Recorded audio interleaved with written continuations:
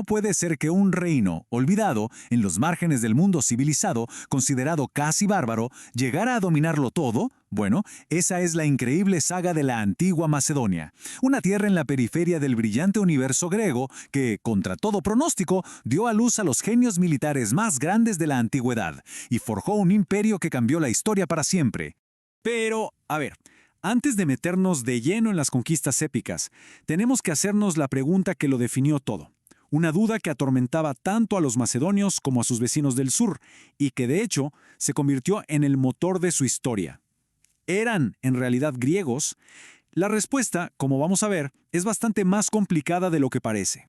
Y aquí está el corazón del asunto, clarísimo. Por un lado vemos un mapa que pone a Macedonia como una zona tribal, lejos, muy lejos de las grandes ciudades-estado del sur.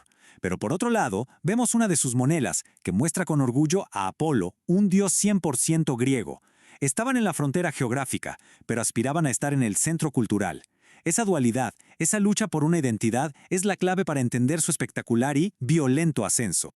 Bien, para entender esta transformación épica, vamos a seguir su historia en 5 partes. Empezamos con sus orígenes como bárbaros en la frontera. Luego, conoceremos al genio que les dio forma como nación. Después, la conquista del mundo a manos de su hijo, la caótica caída del imperio y, al final, su choque inevitable con la siguiente superpotencia, Roma. Muy bien, empecemos por el principio.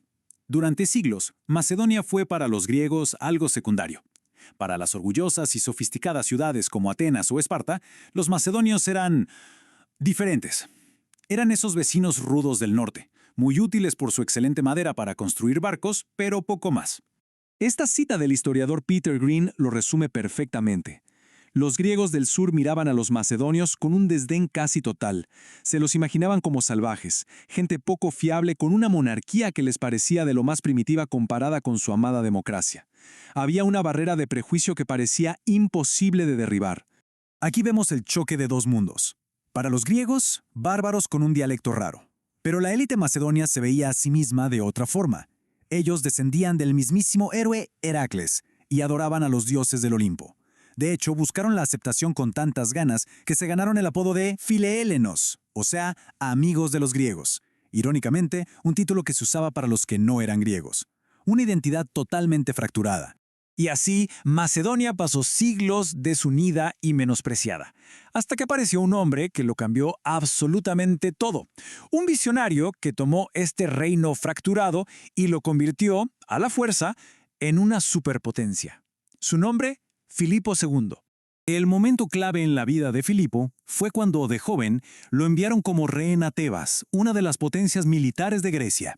Ahí no solo recibió una educación de élite, sino que se dedicó a observar, a absorber las tácticas militares más nuevas de la época. Cuando por fin regresó para reclamar el trono, ya no era un simple bárbaro del norte, era un estratega temible con un plan muy claro. Y su plan fue una revolución total. Primero, transformó al ejército. Creó una fuerza profesional pagada por el Estado y leal solo a él. Y la armó con la zariza, una pica de casi 6 metros de largo que creaba un muro de lanzas impenetrable, haciendo que la falange griega tradicional quedara obsoleta. Segundo, usó una mezcla de diplomacia, sobornos y pura fuerza bruta para unificar a las tribus de Macedonia, algo que ningún rey antes había logrado. Y tercero, una vez que tuvo una nación unida y el ejército más letal del mundo, volteó a ver hacia el sur. El momento cumbre fue la batalla de Queronea. En el año 338 a.C., las fuerzas de Atenas y Tebas, los últimos símbolos de la libertad griega, se enfrentaron a la máquina de guerra de Filipo. El resultado fue una victoria aplastante para Macedonia. En un solo día, la era de las ciudades-estado independientes se terminó. Filipo, el antiguo bárbaro, era el nuevo dueño de Grecia.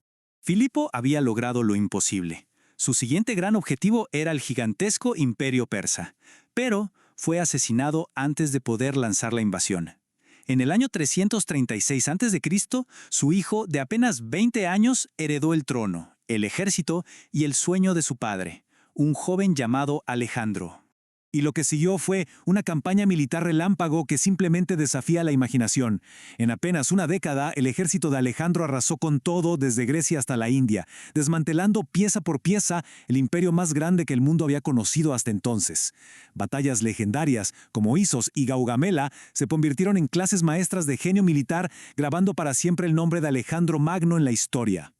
Pero sería un error pensar que Alejandro era solo un conquistador. Él tenía una visión: llevar la cultura griega, la cultura helénica, hasta los confines de la tierra. Fundó más de 20 ciudades, muchas llamadas Alejandría, que se convirtieron en centros de saber. Impulsó una fusión de culturas, griega y oriental, como nunca se había visto, y convirtió el griego en el idioma común de medio mundo. No solo conquistó el presente, moldeó los siguientes 1000 años de historia. Pero claro, un imperio tan vasto, construido sobre los hombros de un solo hombre, era increíblemente frágil. En el año 323 a.C., en la cima de su poder, Alejandro murió de repente en Babilonia. Tenía solo 32 años. Y lo peor de todo, no había nombrado a un sucesor. Dicen que sus últimas palabras fueron: para el más fuerte. El vacío de poder fue inmediato y total. Sus generales más poderosos, los llamados diádocos o sucesores, se lanzaron sobre el imperio como lobos. Aquí vemos a los principales. Casandro se quedó con el corazón macedonio, Ptolomeo reclamó la joya de la corona, Egipto, y Seleuco se quedó con los gigantescos territorios de Asia. El sueño de un imperio unido había muerto con Alejandro. Lo que vino después fueron casi 50 años de guerra sin parar. Los sucesores y sus hijos lucharon entre sí en una partida de ajedrez sangrienta y complicadísima por el poder. Y estas guerras no solo destrozaron el imperio, sino que agotaron los recursos de los nuevos reinos, dejándolos en un estado de conflicto constante y muy vulnerables. Y mientras los herederos de Alejandro se desangraban peleando en el este, no se dieron cuenta de que en el oeste una nueva potencia, disciplinada y terriblemente ambiciosa, estaba creciendo sin parar: la República Romana. El choque entre estos dos mundos era simplemente inevitable. El primer roce sucedió cuando el rey Filipo V de Macedonia cometió un error de cálculo fatal. Se alió con Aníbal de Cartago, el enemigo número 1 de Roma, justo en medio de la Segunda Guerra Púnica. Roma, que en ese momento luchaba por sobrevivir, nunca olvidaría esa traición. Macedonia acababa de aparecer en su radar. Apenas neutralizaron a Cartago, las legiones romanas se dirigieron a Macedonia con toda su fuerza. La Segunda Guerra fue decisiva. Las legiones, mucho más flexibles, destrozaron a la rígida falange macedonia. El reino fue derrotado y obligado a abandonar todas sus posesiones en Grecia. El poder de Macedonia en la región se había quebrado. Aún así, el espíritu macedonio se negaba a morir. Un último intento por recuperar su poder llevó a una tercera guerra. ¿El resultado? El mismo: otra derrota devastadora a manos de Roma, que aumentó todavía más su control. A estas alturas, Macedonia era solo una sombra de lo que fue. Y finalmente, un último y desesperado levantamiento selló su destino. La Cuarta Guerra Macedónica fue corta y brutal. La resistencia fue aplastada sin piedad. La era de los reyes macedonios había terminado para siempre. Y este es el punto final. En el año 146 a.C., el mismo año en que Roma arrasó Cartago hasta los cimientos, el reino de Filipo y Alejandro fue disuelto y absorbido oficialmente por la República. Macedonia, la tierra de los conquistadores del mundo, se convirtió en una provincia romana más. Estas ruinas en Filipos son el testimonio silencioso de ese nuevo orden.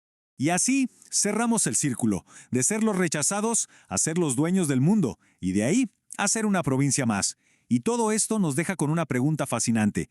¿Acaso el imperio de Alejandro era una creación tan personal, tan dependiente de su genio que estaba condenado a caer sin él? ¿O un heredero claro podría haber consolidado su legado y cambiado el mapa del mundo para siempre? Es algo en lo que vale la pena pensar.